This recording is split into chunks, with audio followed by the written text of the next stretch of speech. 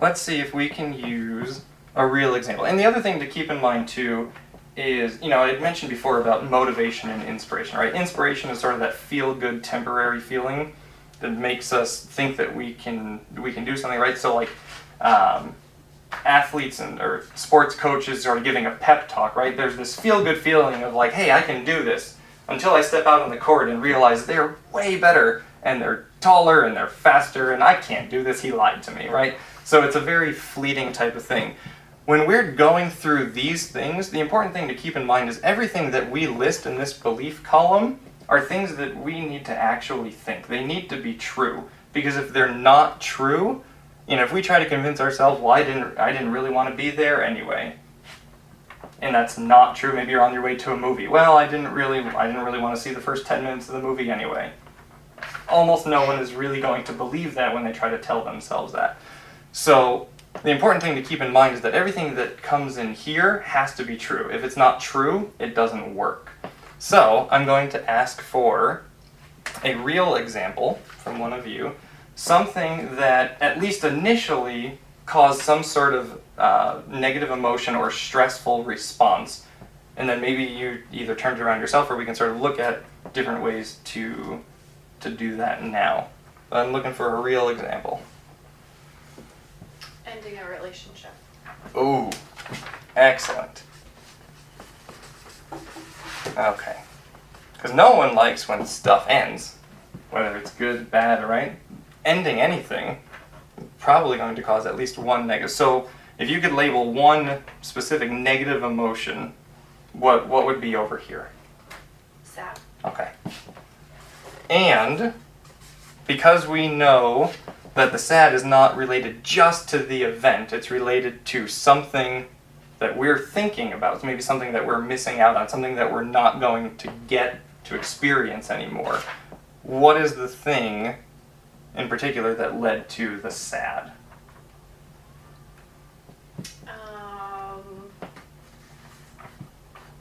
Maybe the loss of companionship. Yeah, like rejection. Oh, okay. So like the why, maybe, like not understanding, or I don't know how you want me to put that. Right. Well, I mean, let's see. So not knowing why. So that not knowing why may lead to sort of a feeling of confusion. Yeah. Right? Yes. So we'll add that up there. I heard like loss of companion. So now, because regardless of what relationship ends, it'd be really hard to come up with any example of a relationship that actually existed that was 100% negative, right? There's some positive qualities about either that person or about that relationship in general, and when that relationship ends, we don't get those things anymore. We may eventually find them in someone else, or we may experience that in another relationship, but we're not going to get to experience it in that relationship with that person anymore. And that's absolutely going to lead to sad, right? And if we don't understand why it's happening, so now we're compounding confusion on top of the sadness, and it's like, I don't even know why I'm stuck feeling sad. You know why you're feeling sad, but you don't know why you're stuck feeling sad. Why did this even happen, right? So those sort of play off each other, and now you're in this space of like, this is terrible, right? Eventually, we get to a point where, because if we sort of felt that way forever about every relationship that had ever ended, I mean, that would be terribly overwhelming. Every friend that ever moved away, every intimate relationship that ever ended, and we continued to feel that extreme for the rest of our lives, and we just piled those on, I mean, that would be completely overwhelming. So where is the place that we eventually get to? Whether it's a day later, whether it's a week later, whether it's a month later, what is the place that we eventually get to? Understanding. Okay, so for you, the understanding would be enough to sort of start to take that one away, right? So now once we get some more information, because you know how I love information, once we start to get more information, that confusion starts to go away. What could it potentially be replaced with?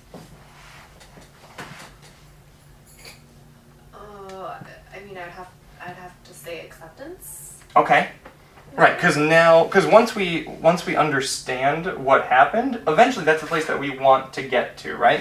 And it may take some work in between, but eventually understanding can lead to acceptance. And acceptance is generally a positive feeling, right?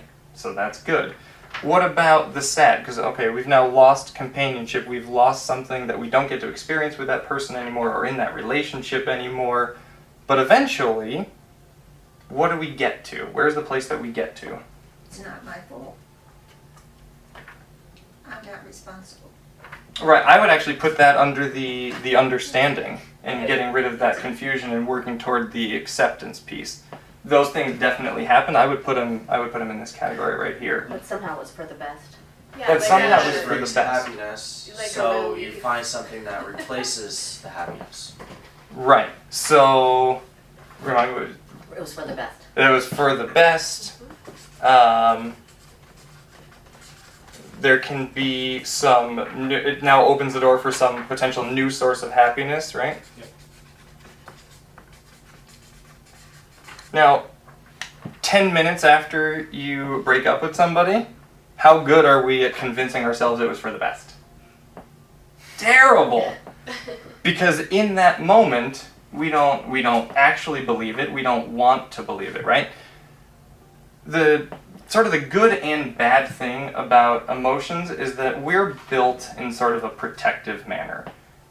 We don't necessarily remember the extent of the negative emotions that we experience.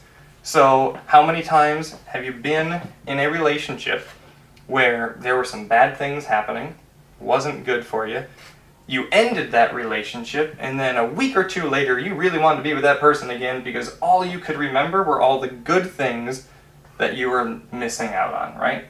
We forget those negative things that happened. We forget the extent of how bad we may have felt at different times. Because again, we're built in a protective way.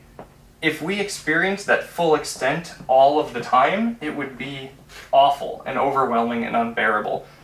So we generally forget how those negative emotions felt when we're not feeling them. It's the same reason why when we feel really negative and upset, we forget almost in a way what it feels like to be happy. It's like when we're really, really hot, like it's kind of warm in this room. It's hard for me to... turn on the AC. I don't know where it is. I'm not even under a light, really. No, I know. I've been looking for it too. That's why I keep popping out because I'm like, okay, it's hot for me. So I know he's sweating up there. We're good. And I went over to the other side. I'm like, all right, hopefully that'll turn it on. And I haven't figured this one out yet. Right. So I'm a little warm right now. I lived in Madison, Wisconsin for a year. That was super cold, but right now I'm thinking about that, not really remembering the full extent of how cold that was. Right now I imagine it to be a cool breeze and it sounds amazing, right? When we're hot, it's hard to remember what it's like to feel cold. When we're cold, hot. When we're happy, we forget what it's like to feel sad. When we're sad, we forget what it's like to feel happy. When we end a relationship and all we can think about is missing the good times, because we're more wired to remember and miss the good times, we forget about the bad. And that's some of the reason why we go back and forth at the end of a relationship, or even at the end of a job. Whenever something ends, we generally go back and forth, because once we're removed from it, we forget the bad and we remember the good and we want that back. Eventually, we get to the place where we can think about that being for the best. We realize that opens up an opportunity for some new happiness. And then once we start thinking these things, what emotions come from these things? When we know that we'll focus on the second one in particular. When we now get to the point where we realize that no longer being in my life has opened me up to a possibility of something that can be new and better, how do we feel then? Happy. Happy, Excited. excited, Relieved. relieved, happy, excited, relieved. I like to add hopeful. Would you say that that's fair? Because 10 minutes later, do we feel hopeful? No, we don't. And recognize that not every bad emotion that you experience needs to be gotten rid of. It doesn't need to change immediately. The important thing to remember is that it can change and will change eventually.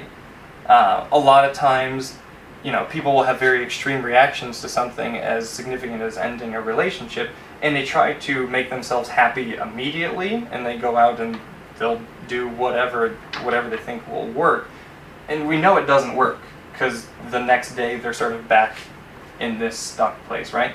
So there is sort of a normal period of time that we're going to experience negative emotions, and it's okay to remember that. So I would now like an example of another example from you guys. Maybe one that doesn't carry with it sort of a normal negative component, because a death, ending a relationship, those types of things are definitely going to carry a normal negative component. That can. What's that? A promotion. A promotion. Okay, so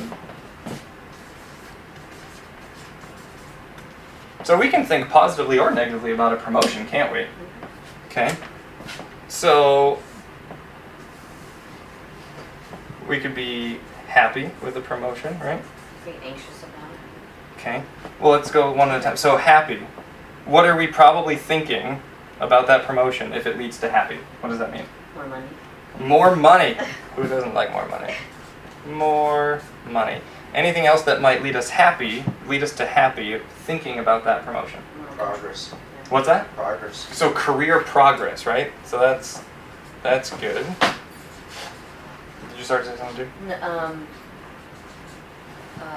Kind of more autonomy, maybe. Okay. So there could be an increase in the number of positive things that you would experience, right? You had mentioned anxious. We can feel anxious about a promotion. What are we going to be thinking about that's going to lead us to anxiety? More responsibility. And Can I do it? do it right. So do we ever start to question our ability to meet those increased responsibilities? So uncertainty. That's a really good way of putting it. Thank you very much. Uncertainty. Uncertainty really about our own abilities, right? So let's focus on that, because anytime something positive is happening to us all, and we can focus on the promotion, there's probably going to be a mix of positive and negative, right? And that's normal, but what we don't want is for that negative one to eventually take over. Because if we know that it's a positive thing, we don't want to let this negative piece sort of keep it from happening. That's that example of adding that stress that you don't necessarily need, right? So this is where we sort of want to poke a hole in the bucket, because if we take all of that anxiety with us into that new position, that's going to undermine our ability to handle that new responsibility, and it's going to increase our uncertainty, right? So what is a way to minimize that anxiety that we feel? Some anxiety is good because it motivates us. You mentioned before, emotions are motivating. Well, for uncertainty, you believe that your superior believes in you, Uh-huh. so you should believe in yourself. Right. There's a reason why you got that promotion, and it wasn't just because everybody else was worse than you, right? Maybe. Everybody else quit.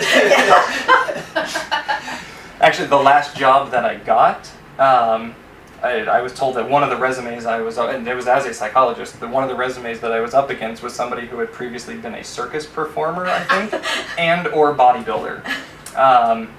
So in that moment, did I feel like, okay, I definitely deserve this job over that guy? Yeah, but did it make me feel better about my abilities? Not necessarily, right?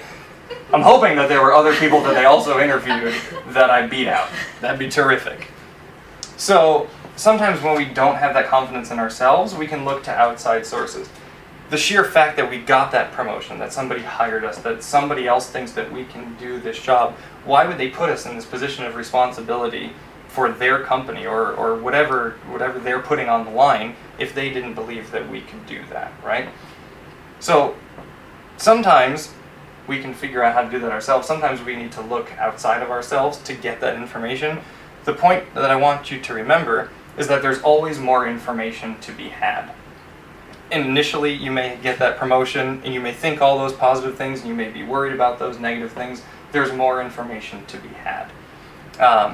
This is something that this chart eventually you can get to the point where you can just think about this chart in your head, and you can sort of slow down and recognize that, hey, this thing happened, this is how I feel, and sort of work backwards and be like, okay, well, what am I believing about this situation to lead me to feel this way? To get to that point, I would recommend literally writing it out. If this is something that you want to get better at, literally write it out. Think about an example, at the end of the day, something that happened. What was that event? What was your initial reaction to it? Was it a stressful response, and did it feel more stressful than it probably needed to be? And what were those other things that you could have been thinking about? What was that information you could have sought out that would have helped? Once you get in the habit of doing that, afterwards, reflectively, you get a lot better at being able to do it in the moment. That stressful response doesn't last as long. Again, it's all about poking the hole in the bucket instead of keeping it with you for the entire day. Maybe we only keep it with us for an hour or two. Maybe we get to the point where we only keep it for 5 or 10 minutes. The faster that we can learn to sort of let it go away, the less stressed that we're going to be. I know that we're out of time. The next one will be sometime next month, and I actually don't remember what that topic was, but it's going to be great. Just don't shit on yourself. Oh, that's my favorite one. Don't should on yourself. So the idea that we say things like, I should do this or this, and the idea that should implies some rule that doesn't actually exist. So don't should on yourself. So if you want to learn how to not should on yourself, come next month. Thank you very much.